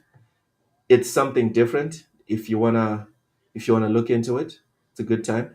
We spoke about the PS Plus games yesterday on bullsitting, so I'm not going to bring those up again. I will, although, bring up the Xbox Game Pass titles for August. The games are Rain World. Not impressive, not for me at least. Citizen Sleeper 2. Tried the first one, kind of mid. Gave up very quickly. Lonely Mountains, Snow Riders. Very nice chill game. Mech Warrior 5. Cool. Orcs Must Die. Not a fan. Assassin's Creed Mirage. It's a big addition. Aliens Fireteam Elite and Nine Kings. So it's decent. The games leaving is Anthem, Farming Simulator 2, and Persona 3 Reload. So for me, the big one is whoa! Persona 3 Reload is leaving. God damn. Gentlemen, please make sure to go out and buy Persona 3 Reload if you can. Of course, because it's in Game Pass, it's discounted, I think 15 to 20%, if I'm not mistaken, somewhere around there. But as for what's coming to Game Pass, Assassin's Creed Mirage is the creme de la creme of this month. It's a pretty solid addition. Reichi says, I bought P3 Reload. Very good game. $35 Canadian. I don't know what that translates to in Mozambique. The most of my exchange rates, I always use USD, so that's what I'm aware of. So I don't know if 35 is good or not. The Quake and Half-Life, dude. Oh, okay, nice, fair enough. Doing great, fair enough. $28. Okay, bro, $28 worth it, worth it. As for August, three good games: Assassin's Creed Mirage, Mech Warrior 5, and Lonely Mountains Snow Rider. Yo, make sure to check out those games on Game Pass if you have it. I'm not gonna shill for Game Pass. Everyone knows it's the best service available. Moving on, we've got 2 years on from Baldur's Gate 3 release. Larian asks fans to be patient for its next crazy thing.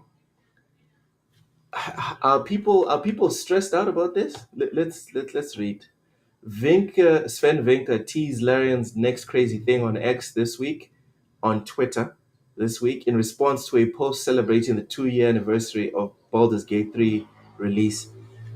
Ah, man. I hate to admit it, but I will admit it. I still haven't finished Baldur's Gate 3. I think I'm close to the end, but that game is hard, bro. That game is hard as shit. Baldur's Gate 3 is very hard. Having previously said the studio was moving on from Baldur's Gate 3 and Dungeons and Dragons to make a new thing, Vinka said Larian is aiming to entertain players in a surprising way with its next title. So here's the quote. Crazy to think it's only been 2 years, he wrote. It's truly been life-changing, probably worth writing about one day. But I can spoil the biggest takeaway. BG3 was what allowed us to do our next crazy thing. How that will pan out is anyone's guess, but I can assure you we're working hard to ensure you'll have plenty of fun, like really loads of it, in a surprising way. And I can't wait to show you, but you'll need to be patient. We'll need a bit of time to make it all work. It'll be worth it though. Following a lengthy okay, this is the story of Baldur's Gate. All right, so they're taking their time. They're cooking. They are cooking. Dorian Gray says a Larian Fallout would be chef's kiss. Larian.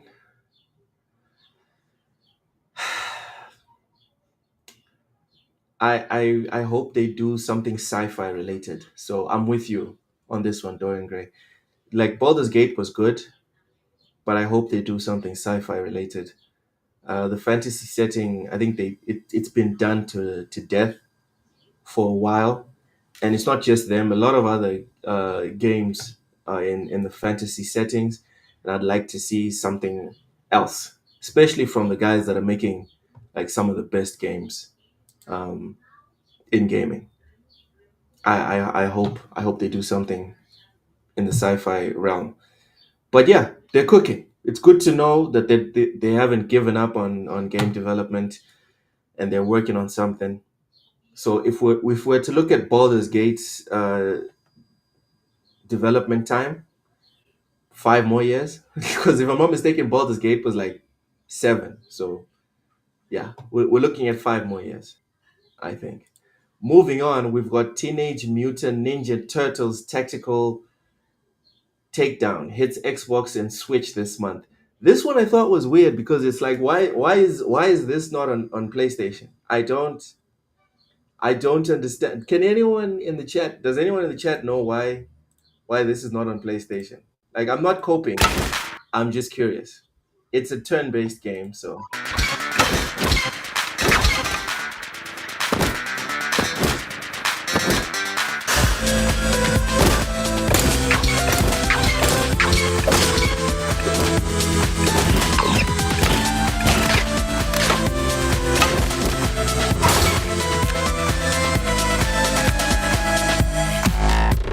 never mind. It's fine. This can stay on PlayStation and Nintendo. Sorry, on Xbox and Nintendo. It's fine. We're good. There's like no problem, bro. No need for PlayStation. It's good. It's fine. Moving on.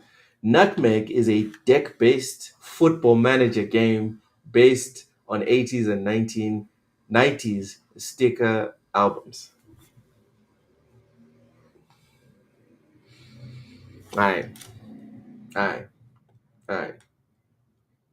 Based on football sticker books from the 1980s and 1990s, Nutmeg has players starting with a Division 4 team and starting a 20-year managerial career that takes them through the English football leagues. Players set training schedules and transfer players, speak to the press, buy merchandise, and set ticket prices.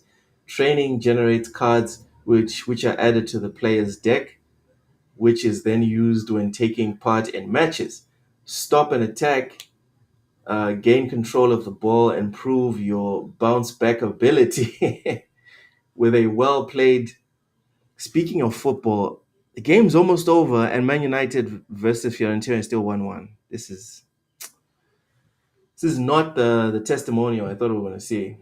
With a well played card to shift the odds in your favor and get one in on the back net, the game's description reads the game's players appear to be based on real players from the 80s and 90s, and every season new teams and players are unlocked. Players are encouraged to use their knowledge of football's past to buy legendary players earlier in their careers before they went on to become expensive superstars. The game originally started development at the Sumo Digital Academy, a talent development program which creates new pathways into the games industry. As development continues, the Nutmeg team was called up by Sumo Sheffield, where the game then entered full production. Nutmeg is set to release on PC next year and can be wishlisted on Steam. I'm down. This doesn't look like Football Man. It's not going to compete with Football Manager at all. But it looks interesting.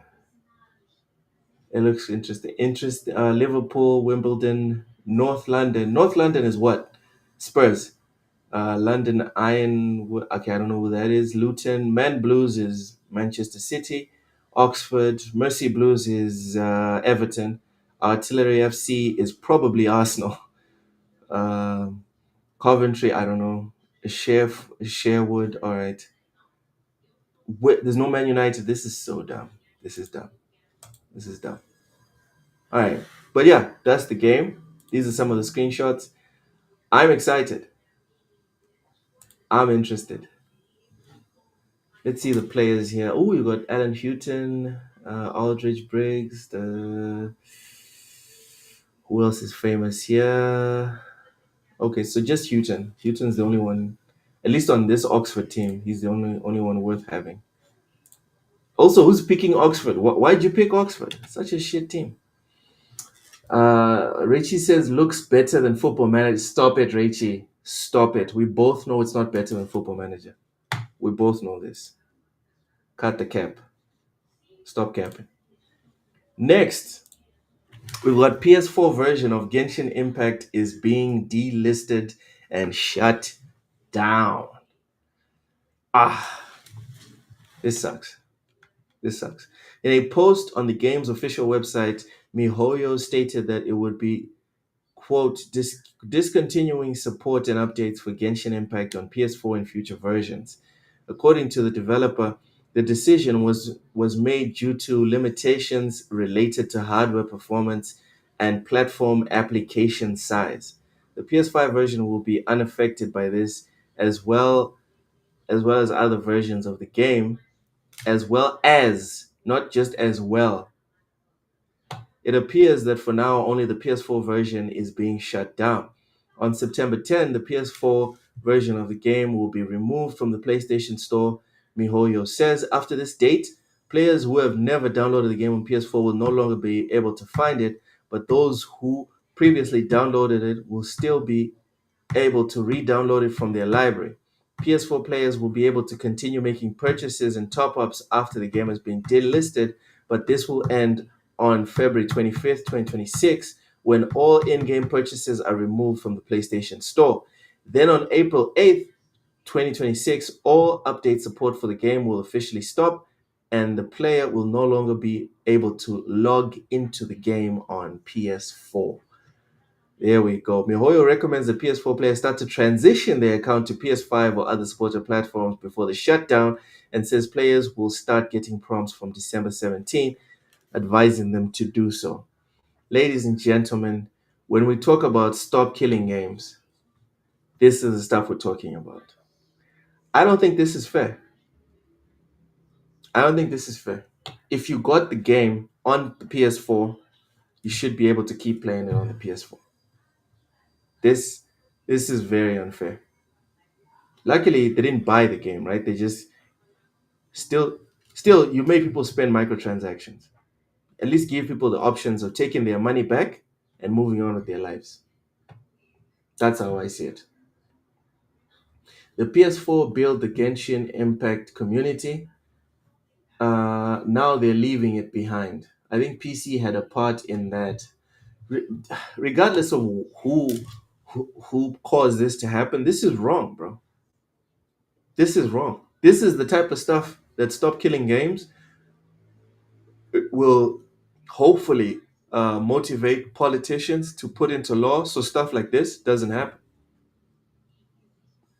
Stuff like this should not happen, because now what happens to Loke? Let's say Loke has a PS4, cannot afford to buy a PS5. What's Loke supposed to do? He's already invested, I don't know, $200 into Genshin Impact. Is that it? Is that the end? That sucks. It really does. BO7 will be on PS4, but not Genshin Impact. Jacob says, off topic, but whatever. Remember that Jim Ryan complained so much when Xbox bought ABK about exclusivity, which can be used by regulators against Sony. Well, PS5 are getting Battlefield 6 only perks. Ironic, don't you think? Listen, there's a saying that a lot of people parrot in Mozambique. I don't know if they say it that side as well in Canada. But a liar always thinks everyone else is lying. A thief always thinks everyone else is stealing. The reason why Jim Ryan was saying Xbox was going to do all of that stuff is because that's exactly what he was doing and would have done if PlayStation had Xbox money.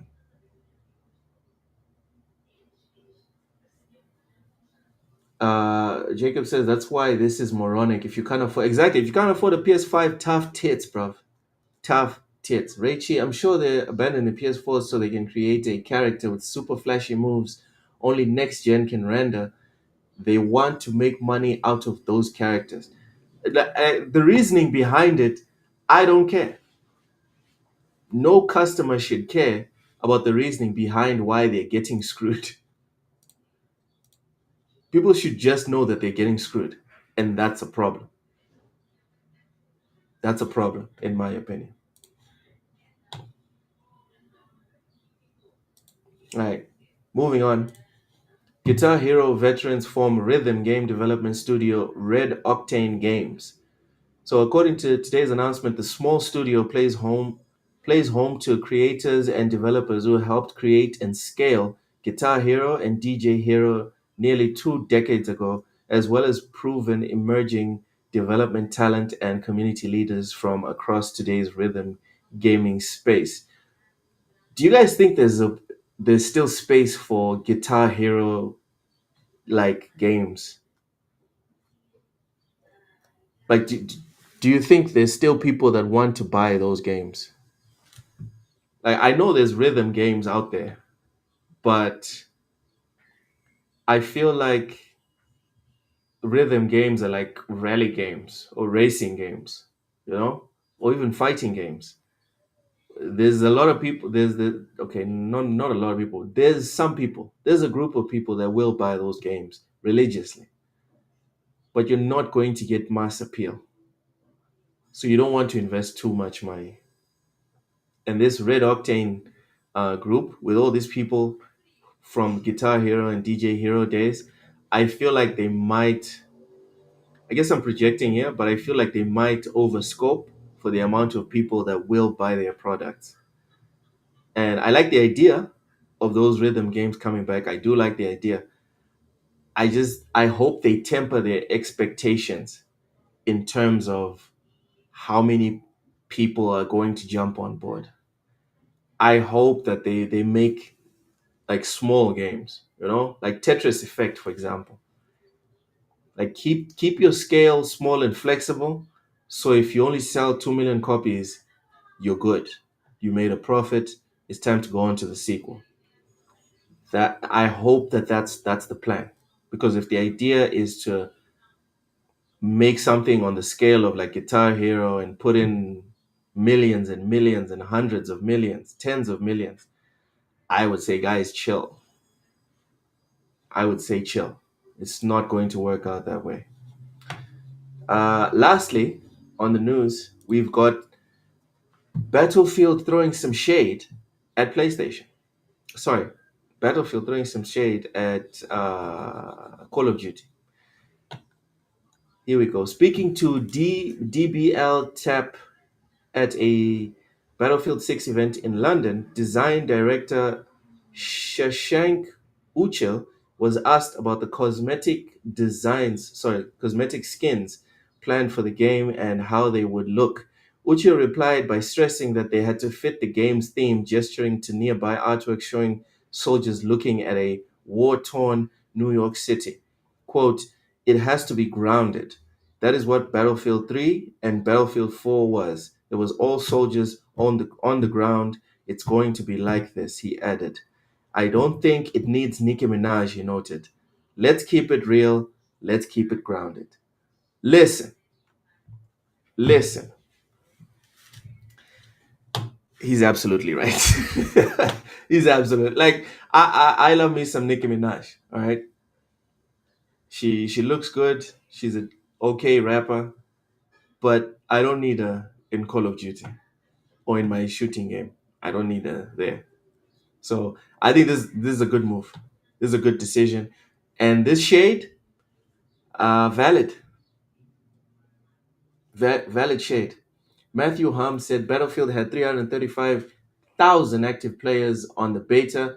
Peak already beat 2042 and is stealing all the COD players. I still like Ready or Not more, but Battlefield 6 nailed it. Everything I'm hearing about Battlefield 6, like usually I don't feel FOMO, but I'm starting to feel a little bit of FOMO. Matthew, I'm starting to feel just a smidge of FOMO. Everyone is just gushing about this game. Everyone. Only 2 million copies. This is a huge. All the money will be. Yeah. Facts, Rachie. Facts. This shit is so disingenuous. They weren't saying that for Battlefield 5 with one-armed women with pink hair. But that's the thing, Dorian Gray. That's the thing. As long as life remains, hope springs eternal. They made a mistake. They're correcting said mistake. What are we supposed to do? See them correcting a mistake and still be upset at them? Come on, bro. Come on.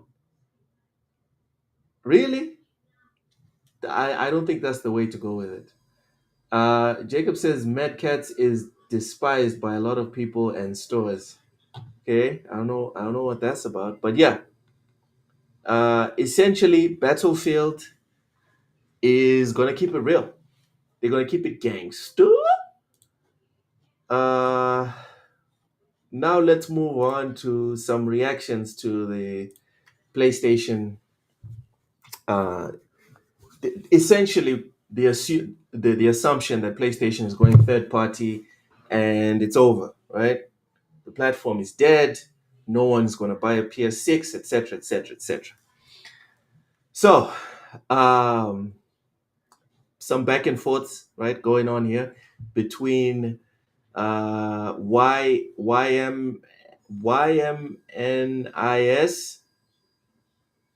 and Guapzilla.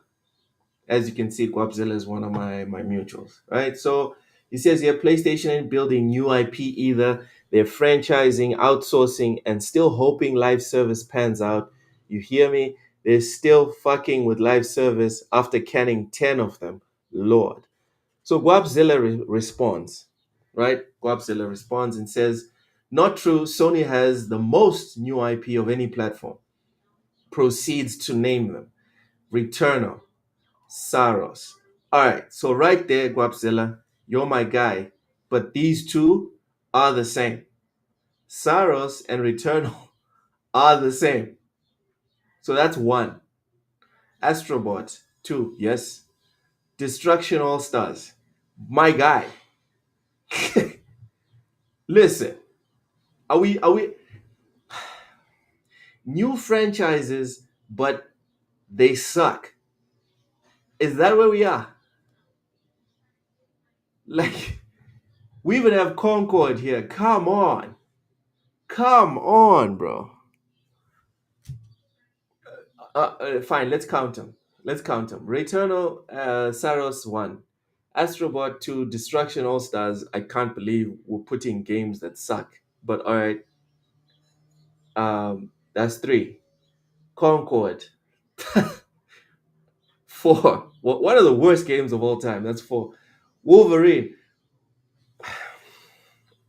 I don't know how to say this to my guy, to my friend Guapzella. Wolverine is not a Sony IP. Let me take my glasses off and I'll say this slowly. Wolverine is not a Sony IP.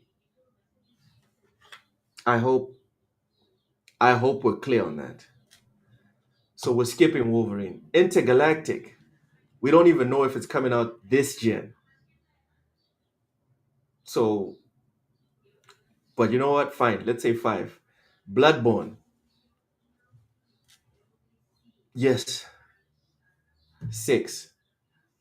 And only 2 games in dub. I don't know what this means. Ghost. Okay, these are not new. These are not new IP. All right. So from the 9 he mentioned, there only 6 are actual IP, and from those 6, 1, 2 are like disastrous L's. 3 with Marathon. 3 of them are disastrous L's. So let's settle down. Yes, Dorian Gray, Bloodborne is not new. Okay, damn. All right. So that takes it down to 5. Okay. Bloodborne is not new. Richie says the PS6 gen will all be cross-gen. Yeah. Oh, fuck, I forgot. Yes, Marathon is not new as well. Oh my god. Marathon's from the 90s. Facts. Marathon's not is from the 90s. Big Mad Mo, welcome in. Welcome in. Oh, Jesus. All right, so let's do a recount with all that context. We've got Returnal and Saros, which are the same franchise because Returnal is the first game, Saros is the sequel, right? So that's 1. We've got Astrobot, that's 2. Destruction All Stars, oh my god, I can't believe you picked that one, but okay. We've got Concord, oh my god, times 12. Right, that's 4. Wolverine is not a Sony new IP. Intergalactic, 5. But we haven't played the game. We've just seen a trailer. So does it really count? Sure. Let's go with it. Marathon, not new, as the chat just corrected me. Bloodborne, also not new. So that's 5. That's 5. So YMNIS replies, says Sony's actual new IP this gen is Returnal. Destruction, exactly. Destruction was a flop. It was a flop. And Astrobot. Everything else is announced, delayed, or third-party owned. And saying Wolverine is new IP when Marvel owns it is wild behavior. Oh my god! Nailed it. It is wild behavior. Yes, wild behavior. Guapzilla replies, you're championing a platform with 0 new IP though. You wish they had the balls to do AAA games. I'm championing nothing, Guap. Stop. I'm speaking on what is in front of. All right, so essentially, it's getting a bit salty in the Pony Barns. It's getting kind of rough and tumble. Richie says Astrobot isn't a IP. Astrobot is a nostalgia trap for people's. Oh, settle down, Richie. It is an IP. Settle down. There's no need for you to try to be even more messy. It's not necessary, like at all. All right, let's watch some Reforge videos. Let's watch some Reforge. Let's watch some Reforge. Astro Cyborg says, "Holy crash out, Batman." Hashtag not a Sony pony. Okay, let's see how this goes. Let's see how this goes. Eugene says that's the best part. People are trusting takes of talking heads who have been wrong every step of the way since the ZeniMax acquisition.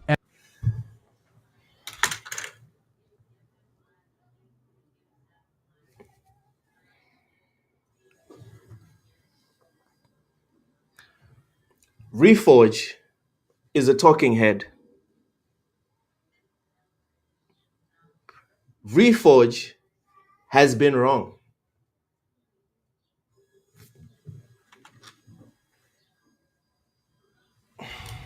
Okay. Like he just got just now, like a week ago, just got proven wrong. He was saying that no, I have a source, right? I have a source that says it was Microsoft that initiated the Helldivers port, when in actuality it was PlayStation. Okay. Everything they've said has been wrong. I feel, you know what? I feel like I'm triggering myself here.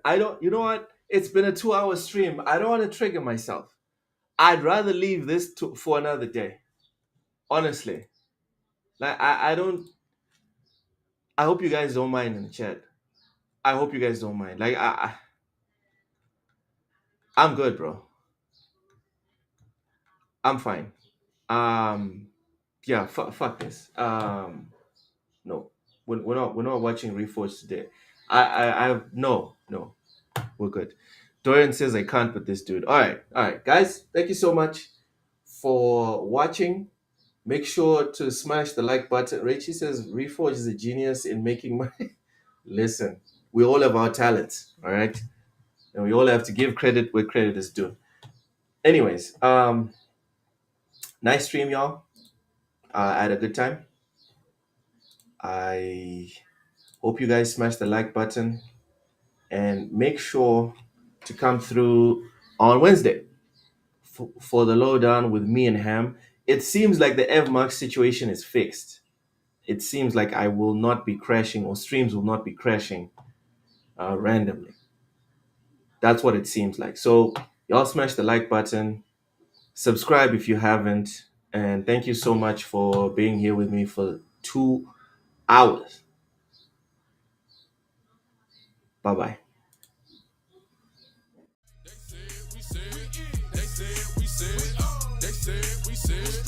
said we said